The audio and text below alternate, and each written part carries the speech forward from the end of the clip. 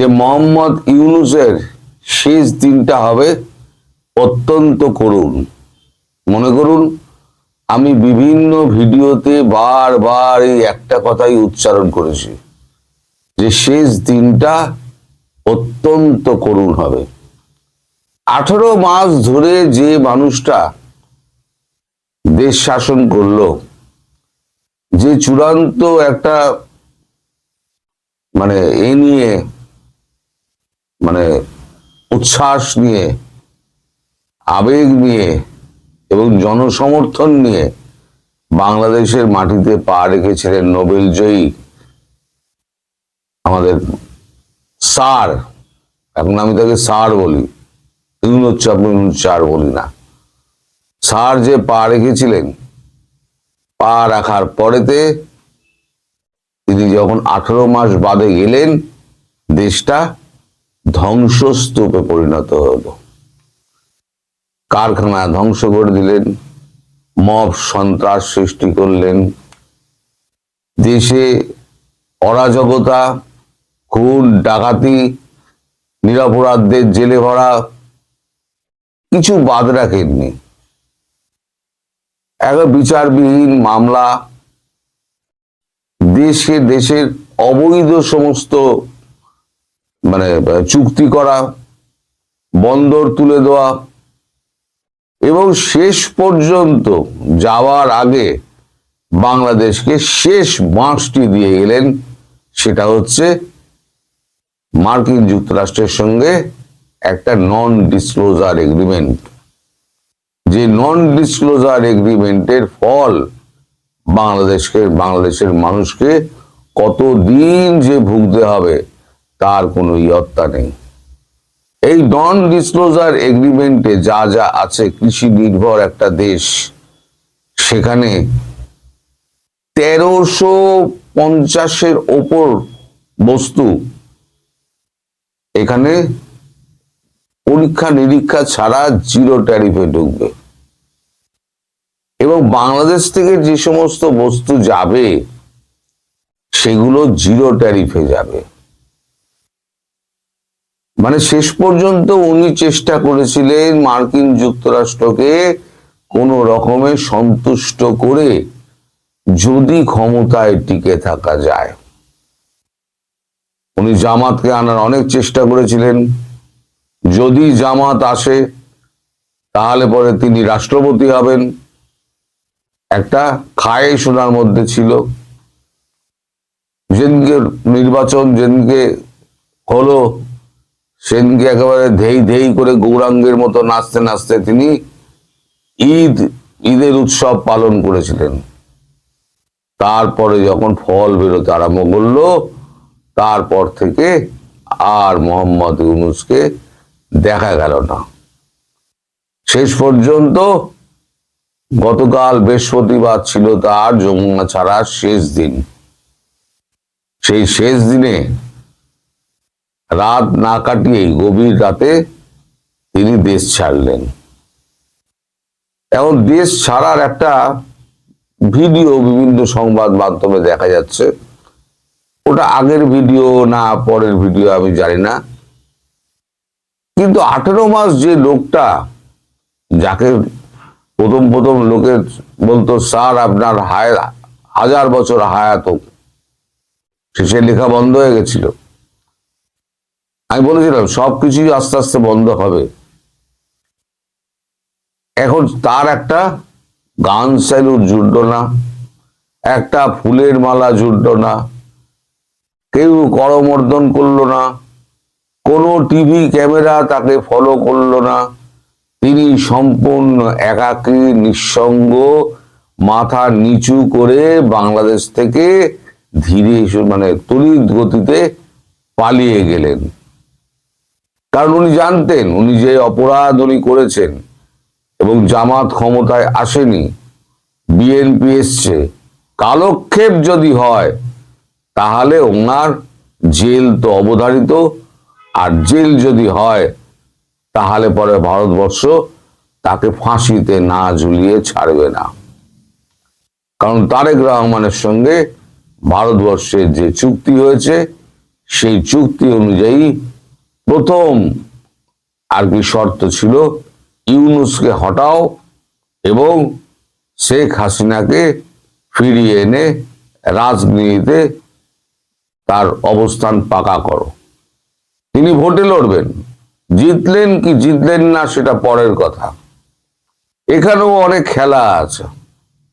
এই যে খলিলুর রহমান, তাকে ইনক্লুড করা, এই নিয়ে অনেক রকম ধোঁয়াশা রয়েছে, অনেকে অনেক কথা বলছেন। আমি এই নিয়ে এখন কোনো কথা বলবো না, কারণ এটা ওই কথা বলার সঠিক সময় নয়। আমি পরে এই ব্যাপার বলবো, কারণ এখানে আন্তর্জাতিক অনেক খেলা লুকিয়ে রয়েছে, এখন সেটা বলার সময়। আমি যদি বলি তাহলে অনেক কিছু ইকুয়েশন পাল্টে যেতে পারে, কিন্তু আমি পুরোটাই জানি। এমন নয় যে আমি জানি না, আমি পুরোটাই, যখন সবাই আলোচনা করেন আমি স্মিত হাসি যে হ্যাঁ তোমরা আলোচনা করো, কিন্তু আসল কাজ তোমরা ধরতে পারবে না। এই যে 18 মাস ধরে আপনারা যে বলতেন যে ভারত কিছুই করছে না, ভারত কিছুই করছে না, ভারত যেটা করেছে সেটা হচ্ছে পেছন দিক দিয়ে খেলেছে, সামনের দিক দিয়ে খেলেনি। পেছন দিক দিয়ে খেলে গণেশকে 18 মাসে উল্টে দিয়েছে। এ প্রসঙ্গে পরে আসবো যে এখন বাংলাদেশি হিন্দুদের জন্য একটা বড় রকমের চমক আসছে। এখনো সেটা মানে পুরোপুরি ঠিক হয়নি, তাই এ নিয়ে আমি সাধারণ মানুষকে ভুল বার্তা দিতে চাই না। আগে ঠিকঠাক হোক, তখন আমি বলবো যে বাংলাদেশের হিন্দুদের জন্য ভারতবর্ষ কি ভাবছে। একটা আপদ বিদায় হয়েছে, চোরের মতো বিদায় হয়েছে। এইবার যিনি বাইরে আছেন তাকে ভেতরে প্রতিস্থাপন করা এবং বাংলাদেশি হিন্দুদের যারা রয়েছেন, যারা অত্যাচারিত নিপীড়িত যারা এখনো রয়েছেন, তাদেরকে একটা কি করে বের করে আনা বা ওখানে তাদেরকে স্থিতিশীলতা এনে দেওয়া, সেই সমস্ত ব্যাপারগুলো নিয়ে এখন চিন্তা ভাবনা চলছে। এখন সে ব্যাপারে কিছুটা কাজও এগিয়েছে। এখন ভারতবর্ষ যখন ভাবে, ভারতবর্ষ কিন্তু করে দেখায়। মোদী শুধু শুধু মানে এ করেন না, মানে বলেন না, কথা বলেন না। এই যে গত কালকে ট্রাম্প একটা ভাষণ দিলেন, ওই বোর্ড অফ পিস শাহবাজ শরীফকে উনি ডেকে নিয়ে গিয়েছেন। সে তো চাকর বাকর চললো। প্রথমে কথা হয়েছিল কি 4টে জেট পড়েছে, তারপরে 6টা হলো, তারপরে 8টা হলো, এখন এক লাফে 11টা জেট পড়ে গেছে। জেট খুব দামি, উনি আর কথা বলেননি, 11টা জেট পড়ে গেছে। 11টা জেট পড়ার পর তারপরে দেখেছে একটা দেশ দেখেছে তার তো খুব অবস্থা খারাপ। এখন খুব অবস্থা খারাপ হলে কি হবে, তাহলে যুদ্ধ থামাতে হবে।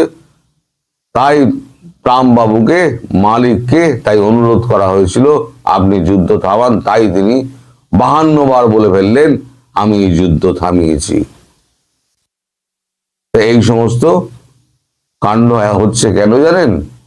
হচ্ছে একটাই কারণে, সেটা হচ্ছে তিনি 6 স্কোয়াড্রন F-35 বিক্রি করার চেষ্টা করেছিলেন মোদিজিকে, বন্ধু বন্ধু বলে ফোন টোন করে। একবারে মোদিজিও তার সমুচয় জবাব দিয়েছেন, দেওয়ার পর আসল কাজটি করে দিয়েছেন। 114টি রাফেল কিনে নিয়েছেন, চুক্তি করে নিয়েছেন ফ্রান্সের সঙ্গে। আর যেদিনকে চুক্তি হলো তার পরের দিনই উনি এই বাক্যটি ছেড়ে দিলেন যে আমাদের ভারতবর্ষ 11টা জেট আমাদের পড়ে গেছে, যদিও একটা জেটেরও পাখা পর্যন্ত ভাঙা দেখানো যায়নি। তাই এই বাংলাদেশের আমাদের মোহাম্মদ ইউনূস তিনি চেষ্টা করেছিলেন শেষ মুহূর্ত পর্যন্ত উনি ট্রাম্পের সঙ্গে সখ্যতা বজায় রেখে যদি জামাতকে ক্ষমতায় এনে কোনো রকমে, তাহলে উনি যদি রাষ্ট্রপতি হতে পারেন, তাই তিনি উদ্বাহু হয়ে নেচেছিলেন এবং ওই এগ্রিমেন্টটা করে বাংলাদেশকে পুরো আমেরিকার কলোনি বানিয়ে দিয়েছেন। এবার এই যে অবস্থার সৃষ্টি হলো, এখন কৃষি ক্ষেত্র থেকে সমস্ত মাল, দুধ থেকে কৃষি ক্ষেত্রের সমস্ত মাল দাম করে দেবে আপনাদের দেশে। আপনাদের দেশের চাষিগুলোর কি হবে? ক্ষেত খামারি যারা করছেন, মুরগি পালন করছেন, যারা হাঁস পালন করছেন, তাদের কি হবে? যারা দুগ্ধ গোপালন করছেন, যারা দুধের ব্যবসা করেন, তাদের কি হবে? উনি তো দুধও পাঠাবেন, তাহলে তার না খেয়ে মরার মতো অবস্থা করে দিলেন উনি। যাওয়ার আগে শেষ বাঁশটুকু দিয়ে গেলেন। এখন এই বাঁশ এখন সামলাতে গেলে তারেক রহমান বুঝতে পেরেছেন একমাত্র ভারতবর্ষ ছাড়া গতি নেই। এই বাঁশ থেকে বের করতে পারে কিন্তু একমাত্র ভারতবর্ষ এবং একমাত্র ভারতবর্ষ। সুতরাং ভারতবর্ষের সঙ্গে তিনি সুসম্পর্ক রাখার একটা চেষ্টা করে যাচ্ছেন। যদিও তার বক্তৃতায়, তার জাতির উদ্দেশ্যে বক্তৃতায় তেমন কোনো বার্তা ছিল না, কিন্তু আমাদের কূটনৈতিক মহলে যে কথা চালাচালি হচ্ছে, সেখানে কিন্তু তিনি ভারতবর্ষের প্রতি অকুণ্ঠ সমর্থন জানিয়ে দিয়েছেন এবং মোদিজির কাছে বলেছেন, বাংলাদেশ চালাতে গেলে যা যা সমর্থন দরকার আপনাকে সেই সেই সমর্থনগুলো করতে হবে। মোদিজিও বলেছেন ঠিক আছে, আমি সেই সমর্থনই করব। কিন্তু কিছু কিছু জায়গায় একটা ভুল বার্তা পৌঁছে দেওয়া হচ্ছে। না, একটা মিলন ট্রাভেলার নাকি একটা আমাদের দেশে এখন ঘুরে বেড়াচ্ছে, সে বলছে খুব শীঘ্রই নাকি আমাদের ভিসাগুলো চালু হয়ে যাবে। ভিসা চালু হবে খুব সীমিতভাবে এবং খুব অল্প দেখে, তাদের সমাজ মাধ্যমের সমস্ত ডকুমেন্ট পরীক্ষা করার পর অনেক লেট হবে। তারপর, কারণ এই শয়তানদের মতো, যেটাকে একটা ফেরানো হলো, এটা শয়তানদের মতো আরো শয়তান এখানে ঢোকার জন্য বসে আছে।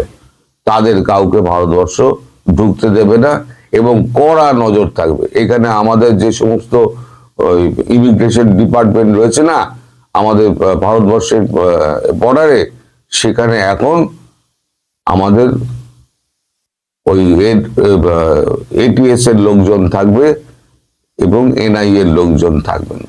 তারা সমস্ত অ্যাপারেটাস নিয়ে গিয়ে তারা সমস্ত সমাজ মাধ্যমে তাদের স্ট্যাটাস পরীক্ষা করবেন।